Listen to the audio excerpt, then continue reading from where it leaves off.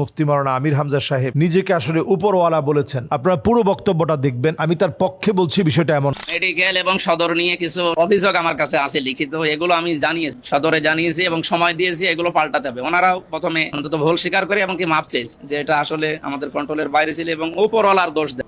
উপরওয়ালা কুষ্টিয়ায় কেউ নেই, উপরওয়ালা এখন উনি বলছেন যে হসপিটাল ভিজিট করে হসপিটালের যে অনিয়মগুলো আছে সেই অনিয়মগুলোর ক্ষেত্রে তিনি এটা বোঝাতে চেয়েছেন যে এই অনিয়মগুলো কেন হয়। তো লোকেরা জবাব দিয়েছে যে উপরওয়ালাদের কারণে হয়। আসলে কথাটা হয়তো উনি বোঝাতে চেয়েছিলেন উপর মহলের কারণে হয়। আমরা বাংলাদেশের যে কোনো আপনি সেক্টরে যাবেন, কথাটা বলতে গেলেই যে আসলে আপনি এই অন্যায়টা করছেন কেন, যে আসলে হুজুর আমার তো কিছু করার নাই, উপর মহলের নির্দেশ।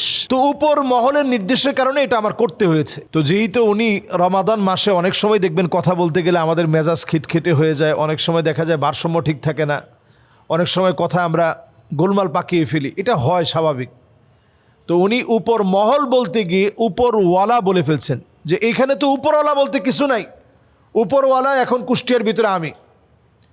এটা একজন এমপি তার মাসউলিয়া বুঝাতে গিয়ে বলছেন, কারণ কুল্লুকুম রাইন ওয়া কুল্লুকুম মাসউলুন আন রাইয়াতিহি, প্রত্যেকে দায়িত্বশীল, দায়িত্বের ব্যাপারে আপনাকে জবাবদিহিতার সম্মুখীন হতে হবে।